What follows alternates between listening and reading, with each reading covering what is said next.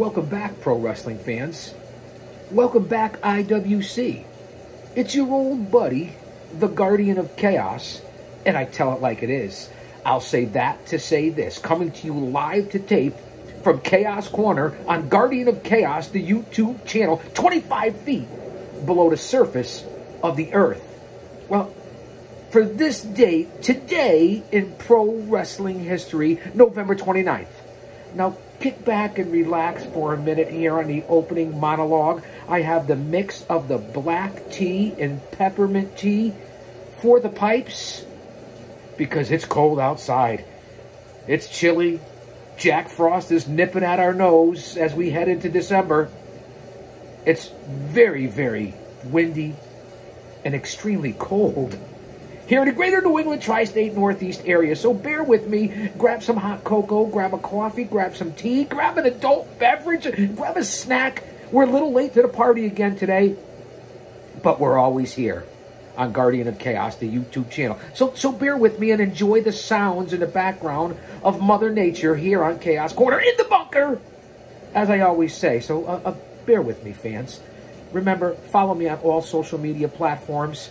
On X, it's at Big Daddy G.O.C, and the G.O.C stands for the Guardian of Chaos. On Instagram, it's the Guardian of Chaos. Obviously, here on Guardian of Chaos, the YouTube channel. On Facebook, there's 2 accounts. J-Brony. That's right, for all you jabronis out there. No offense, man. J-Brony. And Prodigio Fidelis El Guardian. Follow me on Gitter, Gab, Truth Social, and soon I'll be live on Rumble. You're not going to want to miss it. So as we jump off all these other platforms, and give me a few seconds here so I could sip on some tea.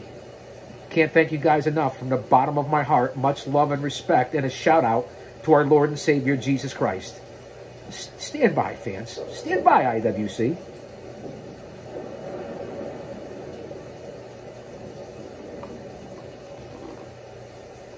Oh, wow. There's nothing like a hot cup of tea here on Chaos Corner, as the usual espresso that I'm usually banging with early in the morning. Fans, as I said, we have another extravaganza and bonanza here on the YouTube channel. And as I said yesterday's show, we are now available on Spreaker, and I believe soon on all Apple Podcasts, on the Guardian of Chaos, on Today in Pro Wrestling History. Thank you to Garage Rick Productions, my old buddy at PWZ, Rick Del Santo from WON Sports. I can't thank you enough. Fans, we're going to jump right into it here today. Seeing that it is Wednesday, and you know what that means. AEW Dynamite is on tonight. And I know there was a lot of rumors and speculation, and fans are in a frenzy on Monday Night Raw with the return of Randy Orton, and of course CM Punk, just to keep the history show here in 2023, to give the news and notes, because you know I cover everything. From pillar to post and coast to coast and border to border, whether it be book reviews, historical reviews, live to watch replays of all the organizations or current day WWE, AEW, the pay-per-views, MLW, the NWA, New Japan, Ring of Honor, TNA Impact, the Independents, my home at Paradise Alley Pro Wrestling. I cover it all. One man, unique, unedited, unscripted, raw dog for you, the fans. No paywalls, no Patreon, no Snapchats or Super Chats or whatever the heck it is, Venmo, PayPal. I don't do that. It's free. It's you and me. And just know that I know, and you know that I know, that you're watching. We're right on 1,000 subscribers and 4,000 watch hours, so we'll be going live here. So don't forget that. Leave a comment, hit that like button, get us into the algorithm. 95% of you are unsubscribed that are watching this show, but you're still watching. So I greatly appreciate it. And in order to get respect, you have to start with respecting yourself. Once you do that, you open other people's minds to respecting you. How about that? Put that in your pipe and smoke it. There's 3 types of people in this world. Those who don't know what happened, those who wonder what happened, and people like the G.O.C. that make things happen. Let that sink in for all you sitting in the back.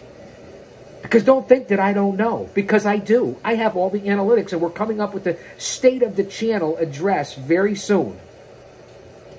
Let's jump right into it here in the time machine. This date, today in pro wrestling history, November 29th, 1962. Two of the most important figures in the history of Florida wrestling square off as Eddie Graham defeats Boris Malenko in Jacksonville, Florida for the NWA Southern Heavyweight title, starting Graham's third reign.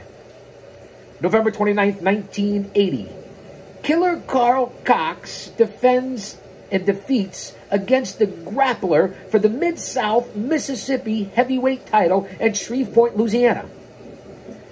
Fast forward, November 29th, 1986. NBC airs the 8th edition of the WWF Saturday Night's Main Event. And let me just tell you something. Saturday Night's Main Event back in the day was really entertaining. A lot of good stuff. Fans go out and check it out on the Cock, the Peacock, the network, whatever you want to call it. It's all on YouTube. You guys know that. So here we are in 1986, November 29th. From the Los Angeles, California Coliseum, the show scores. Let this sink in. Listen up. Take out your notebook. For all you ratings fans and the demographics and the quarter hours and whether it's SmackDown or Raw that's doing 2 million, 2.5 million, Raw under 2 million at times, but now they're starting to pick back up. NXT at 800 or 900,000, Rampage and Collision are under 500,000, under 300,000. It's really been a fiasco, and even Dynamite can't break 1 million. Let this sink in for 1986 on Saturday Night's Main Event, which was taped. It drew a 9.7 rating. That's right, 9.7 rating. Let that sink in.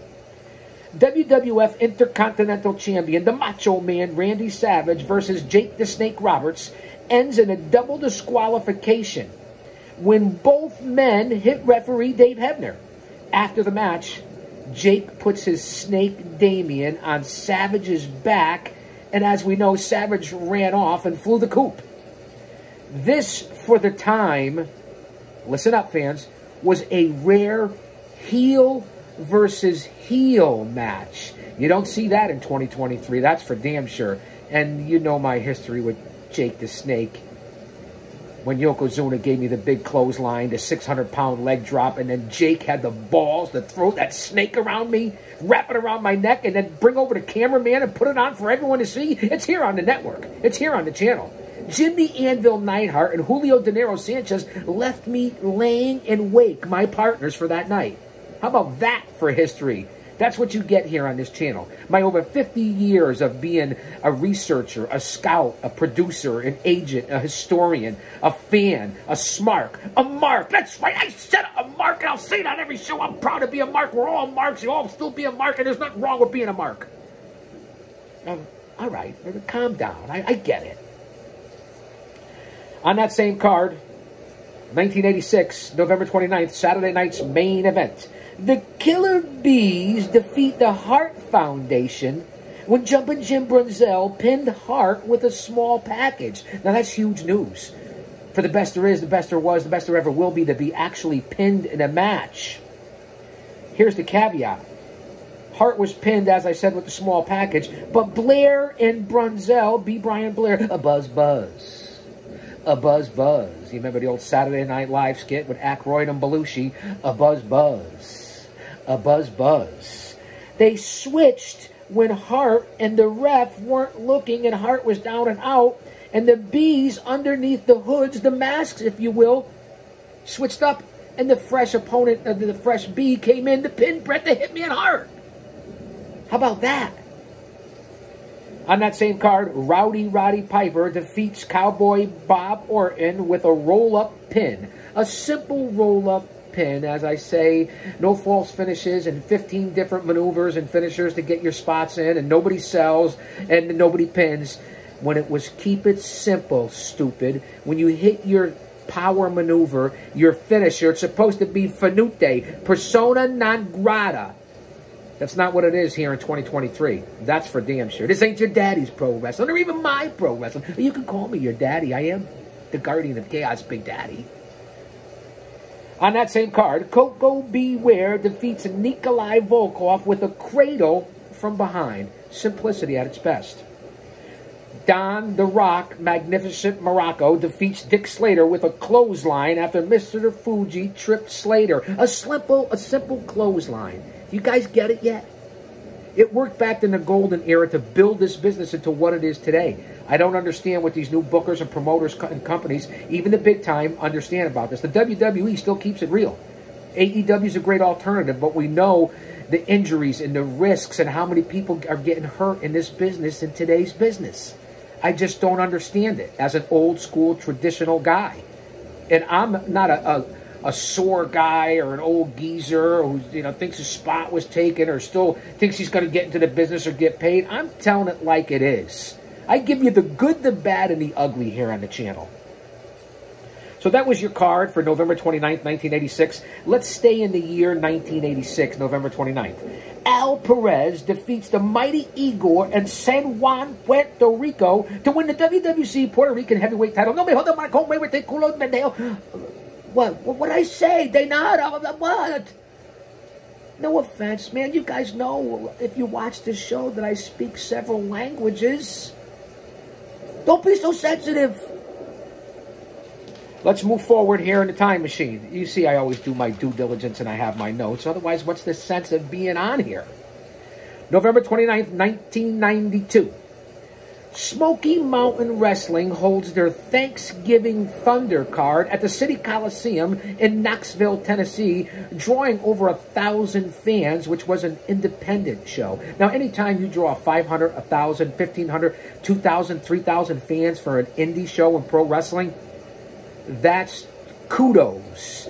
That's to be recognized and respected. Jim Cornette's Smoky Mountain Wrestling. Pretty damn impressive to draw those kind of fans. Here's the card for that night on Smoky Mountain Wrestling. The Night Stalker defeats Robbie Eagle. Tracy Smothers goes over on Dirty Dutch Mantel. The tag team of Robert Fuller and Jimmy Golden defeat Bobby Fulton and Dixie Dynamite. Ronnie Garvin and Danny Davis defeat Paul Orndorff in a handicap match.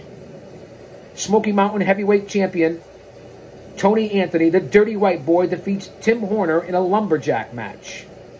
The Mongolian Stomper defeats Kevin Sullivan via disqualification. Ronnie Garvin wins the Battle Royal that night. The Rock and Roll Express defeat the Heavenly Bodies, Stan Lane and Dr. Tom Pritchard, in a steel cage match to win the Smoky Mountain Wrestling Tag Team titles for the third time, ending the Bodies' fourth reign.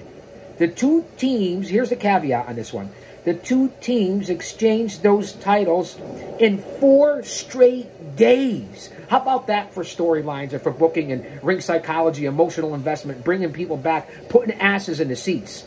They changed those Smoky Mountain Wrestling Tag Team titles back and forth 4 times in 4 days. Let that marinate. Back into the time machine. November 29th, 1994. Tito Santana, arriba, defeats Cowboy Bob Orton Jr. in Chicago, Illinois to become the first American Wrestling Federation World Champion. Santana would be the champion for the entire existence in the AWF. Pretty important historical news right there. November 29th, 2003. Now kick back and relax for this tragic and amazing story all at one time in history that you may not know. Again, November 29th, 2003. Larry Booker, a.k.a. Moondog Spot, tragically passes away at the age of 51 while performing during a Memphis wrestling event at the Mid-South Coliseum. The show was promoted as a birthday bash for Jerry the King Lawler.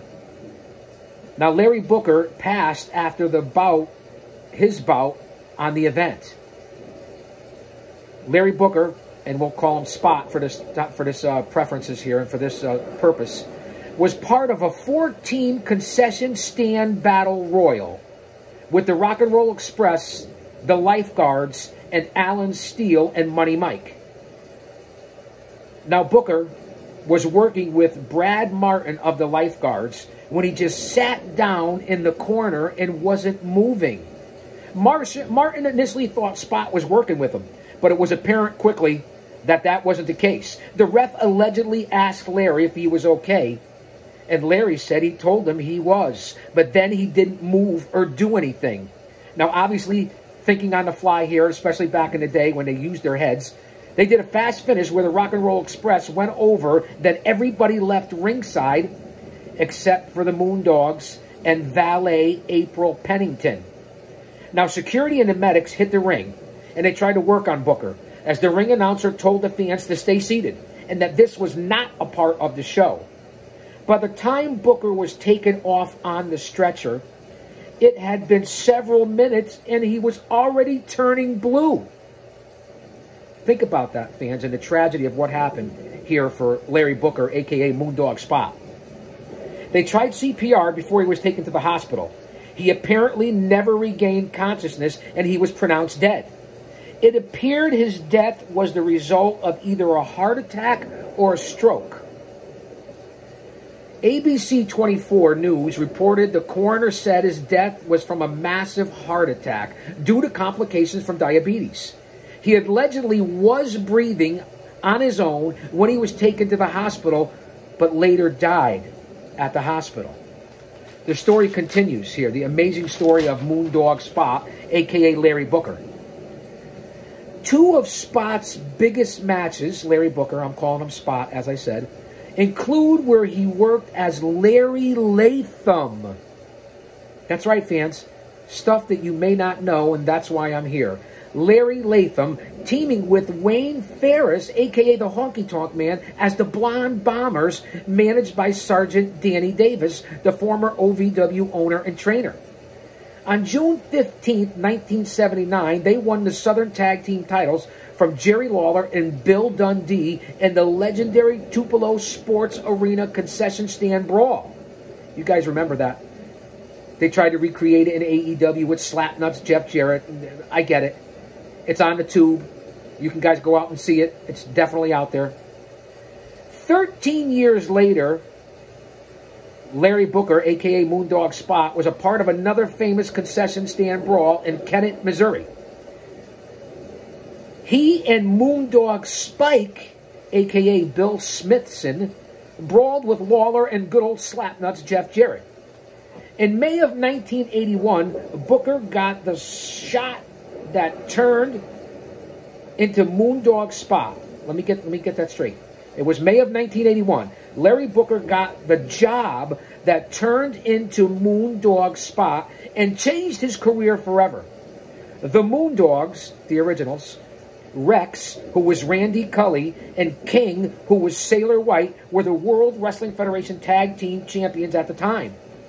But King had been unable to get back into the country after going to Canada. So Booker took over for White and became Spot, walking right into a run as one half of the WWF Tag Team Champions. How about that for history and the legendary Larry Booker, a.k.a. Moondog Spot? And how this all occurred. They dropped the titles on July 21st in Allentown, Pennsylvania to Tony Garea and Rick Martel. Now, Spot returned to Memphis in 1983 with Cully as the Moondogs, and a memorable feud with the fabulous ones, Stan Lane and Steve Kern. Obviously from the Fargos, Jackie and Don Fargo.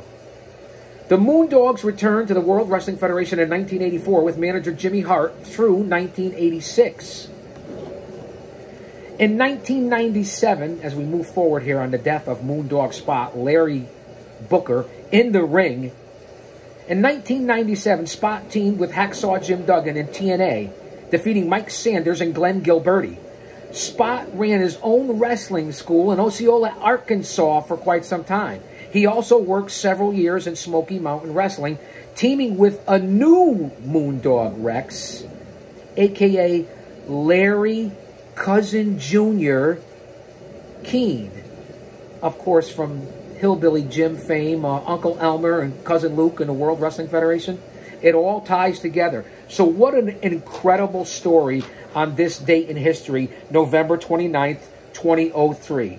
when Larry Booker, a.k.a. Moondog Spot, Larry Latham, passes away at 51 in the ring, basically, at the Mid-South Coliseum for Memphis Wrestling event by Jerry King Lawler. I mean, and then what he went on to be able to fill in the spot for the Moondogs and walk right into the WWF as a champion, as I said earlier, and fumbled it. The job and opportunity of a lifetime. Talk about timing. I say it all the time to the young rookies and the young grapplers and even the veterans in this business, even today in 2023.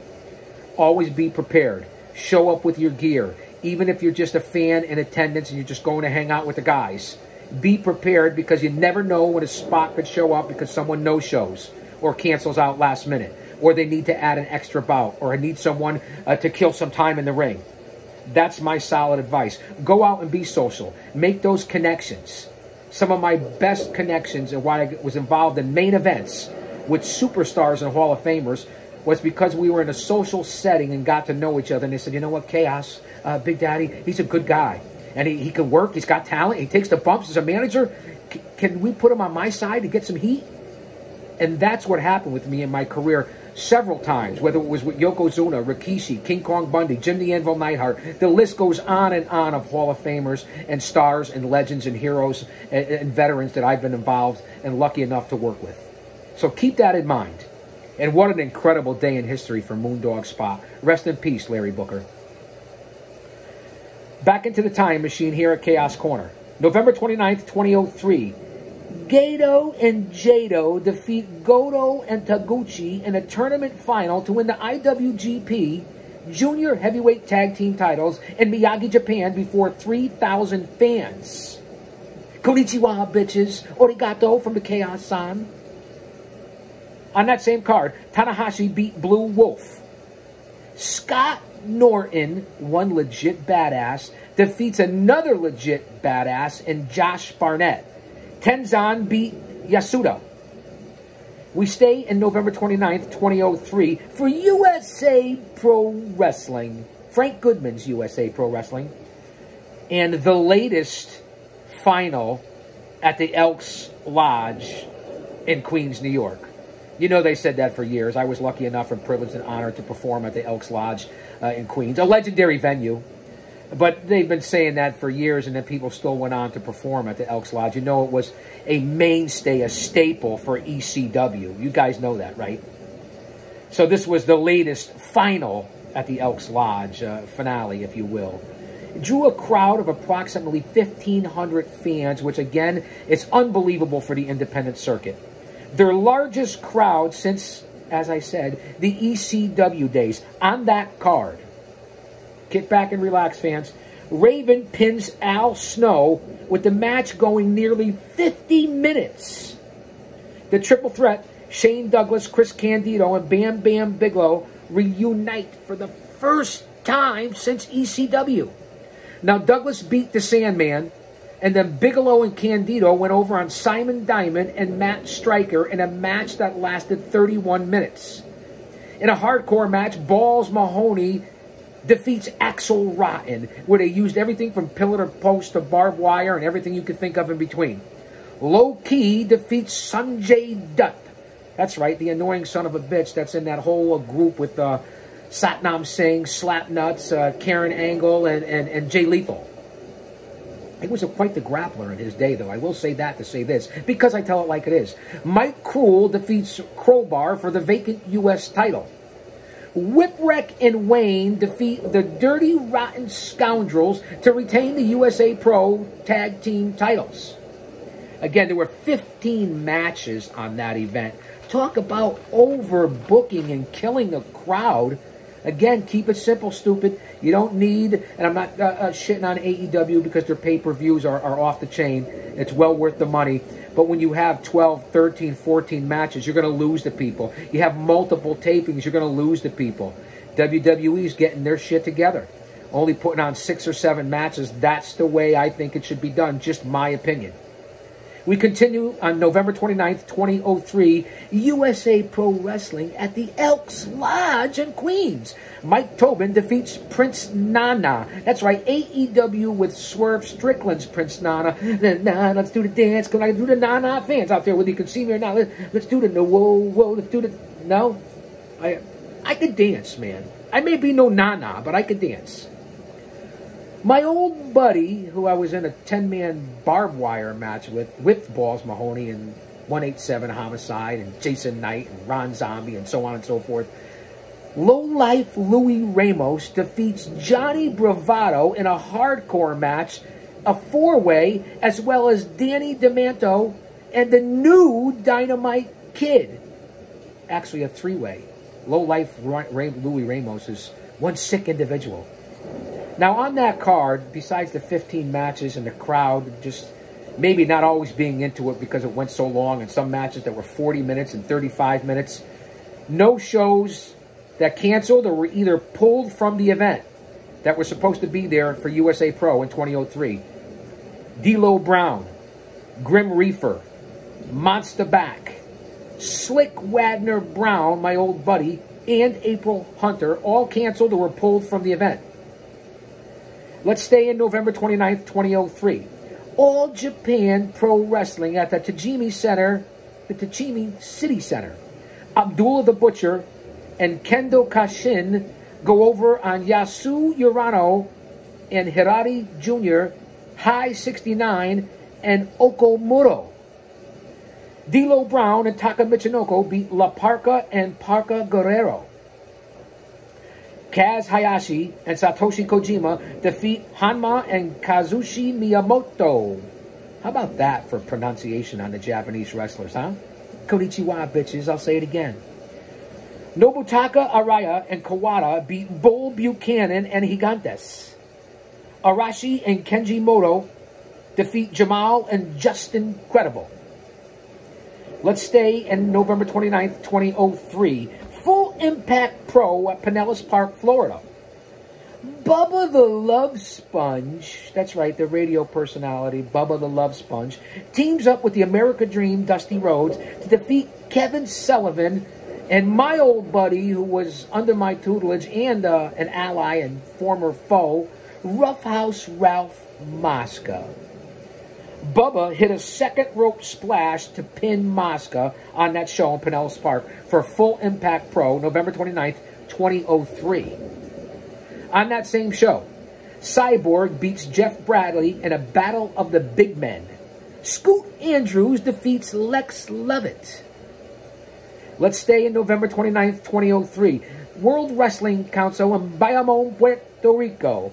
Carly Colon beats Universal Champion Dominican Boy via disqualification. Sabu takes a loss to Rico Suave in a hardcore match due to outside interference by Chris Joel and Enrique Cruz. In a scaffold match, Eddie Colon defeats Jose Rivera Jr. for the Puerto Rican heavyweight title. Thunder and Lightning defeat Mike Shane and Steve Madison to retain the Puerto Rican tag team titles, the WWC tag team titles. And Chicky Star, the legendary Chicky Star, after having a huge dispute and problems with his pay and the WWC, which is no secret for anyone who's ever been down there to Puerto Rico and worked for WWC, he makes his WWC return on that night and by a moment. Fast forward. November 29th, 2008. A judge rules that there was probable cause in the 6 search warrants issued against the Benoit family physician. Dr. Phil Aston for authorities to raid his office and storage units in the wake of the Benoit murders. The raids left Aston being indicted on 7 counts of overprescribing medication. You think? What a tragedy that was. Let's stay in November 29th, 2008. WWE SmackDown became the center of a major controversy once again, this time in Indonesia. The Indonesian Broadcasting Commission called for the show to be banned in their country after an investigation into the death of a 9-year-old boy who allegedly died as a result of mimicking wrestlers he saw on the program. Hence, when they say, don't try this at home. Tragedy for sure. Now, the WWE denied all allegations, saying it was a tragedy, but it had nothing to do with their program. Let that sink in. You know, there's a huge market in the Indonesian community for the world of professional wrestling, but quite the tragedy there back in the day. November 29th, 2010, another tragedy. Ignacio Jimenez, at 33 years old, who wrestled as El Hijo de Cien Caras, was murdered in Coyoacan, Mexico. He was the brother of L.A. Park, the original La Parka, the nephew of Super Parka, and the cousin of Volador Jr. Now, Jimenez was sitting in a car with an unidentified woman. They were approached by an unknown individual who fired 4 shots at Jimenez, ultimately leading to his death. November 29th, 2010. This is quite the story as well. Paul Heyman, the wise man, that's right, signs a deal with Gallery Books to pen an autobiography called The Heyman Hustle. Wrestling's most extreme promoter tells all. It was slated to be released in 2011. But to this day, in 2023, it's never been released. He's quite the worker, Paul Heyman. He's got quite the longevity from his days in ECW, AWA, and WWF, now WWE. How about Heyman? He's outlasted them all, hasn't he? Let's stay in 2010, November 29th, on this date in pro wrestling history. Sheamus is crowned King of the Ring on Monday Night Raw from Philadelphia with a win over John Morrison in the tournament final. Let's go forward to go back, back to go forward, and forward to go back once again. November 29th, 1999. Scott Hall and Kevin Nash end the legacy of the WCW TV title by throwing it into the trash on a version, an edition of Monday Nitro Live from Denver, Colorado. Here's the caveat. Hacksaw Jim Duggan would find it in the trash in February of 2000 in Bethlehem, Pennsylvania, and become the final WCW TV champion. How about that for useless facts and tidbits of information of historical significance here on Chaos Corner? Bear with me, fans. We're almost done here. I'm having one heck of a time. Thank you guys for being here. Today, November 29th, Jonathan Bradshaw Layfield, JBL, the Acolytes, whatever you want to call him, turns 57 today. Happy birthday, JBL. November 29th, 2012. Freebird Buddy Roberts passes at the age of 65 years old from pneumonia. Now, of course, with Michael Hayes, Terry Bam Bam Gordy, Freebird Buddy Roberts was incredible. Bad Street, Atlanta, GA. Bad Street in the whole USA. Bad Street, nasty and hot. The further down the street, the worse it got. Some version of that. Now, not only was Buddy Roberts a member of the infamous Freebirds, perhaps one of the greatest tag teams and six-man tag teams of all time, he was also a member with Jerry Brown of the Hollywood Blondes, and quite the grappler, holding the UWF TV Championship as well. Let that sink in. One of my favorites of all times, the fabulous Freebirds. November 29th, today, happy birthday to Dirty Dutch Mantel, who turned 74. Happy birthday, Dirty Dutch. And if you guys want to listen to a podcast, you want to listen to reality and an entertaining guy, listen and go to YouTube or all social media platforms, wherever you hear your podcasts, to Story Time with Dutch Mantel and his podcast. It really is something. It might even be on WSI on YouTube.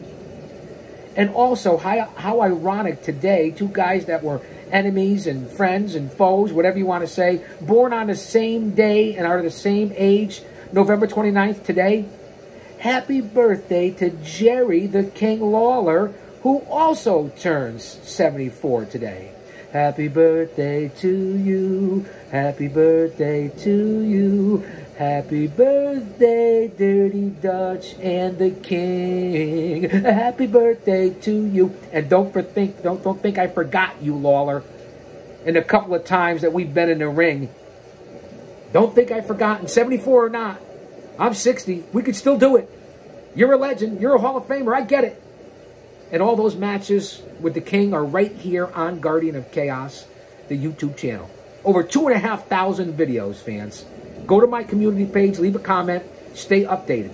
And you'll see all this classic footage of not only everyone and every event that I've been in the podcast and the reviews and TV shows that I do, but also my career. I said it before, I'll say it again. To wrap it up here on an interesting note, we're going to go back, November 29th, 1999. In a segment on Monday Night Raw, Stephanie McMahon was about to marry Test when it was revealed that she had been kidnapped the night before and ended up marrying Triple H. Now, this was a revenge plot by Stephanie and Triple H against Vince in an effort to take over the WWF. How apropos about this storyline. Because not only did they, or Vince gave it up or sold her, or Triple H, we know what's happened. Triple H and Stephanie would officially get married in 2003. How about that for a storyline? Fans, you can't make it up. And this is what you get here on Chaos Corner. Let me just double check my notes. I know I was a little rumbling, stumbling, bumbling. I get it. I'm not Chris Berman. But I will refer to Bully Ray of Busted Open Radio, Busted Open After Dark, two-time Hall of Famer, perhaps one of the greatest tag teams of all time in the Dudley Boys. And I say it all the time if you're familiar on this channel, and I'm going to say it again. Back in 05, 06, 07, in a series of tables matches with myself, Oman Tortuga, Diablo Santiago, the Outcast Killers, we were going for the NWA World Tag Team titles in a series of tables matches against the Dudleys. Not only did I take the what's up from Devon and Bubba, Bubba pulls me, Bully Ray, if you will, in the back of the locker room and says, and again, we had great matches. The fans certainly wouldn't pick up on it, but as professionals, we know what's going on. He said, give Big Daddy 5 spots and he'll fuck up 4 of them. I consider that to be a fucking compliment coming from Bully Ray. That's right, it is what it is. You take the good, the bad, and the ugly, and you take the truth. And we had one heck of a time in those matches. They're here on the network. They're here on the channel. And I apologize for the cussing. I really don't need to or mean to. It just comes out sometimes. So we're less than 40 minutes. Again, much love and respect, and I mean it, all chicanery and gimmick and insanity and chaos put aside, pun intended. I really appreciate you guys being here from the bottom of my heart. This is my distraction, my stress reliever, my love, my passion, and I hope that comes across and relatable to you guys and gals, because I bring you into my home, into my headquarters, for all of us to have a distraction in the insanity of 2023 going into 2024 and what's happened over these last 3-4 years, all the way back, we'll even say 2 decades after 9/11. The world has changed. People have changed. Society has changed. We're in big trouble, but if you stay in faith, because remember, if he's for us, nobody else can be against us. And that's my message. Stay close to your family and friends. Keep it real. Keep it maintaining. Hold it down. Situational awareness. Always be prepared. Keep your circle small with those you feel you can trust. And I mean that from the bottom of my heart. And I'll say that to say this, because I tell it like it is. I'll be back tomorrow. Don't you dare miss it. No, wait. I gotta have some tea. Don't go anywhere yet. And if you're on audio and you're not watching this on video, you're missing out on the visual impact of the G.O.C., who's pretty easy on the eyes. Stand by. I'm not going anywhere yet.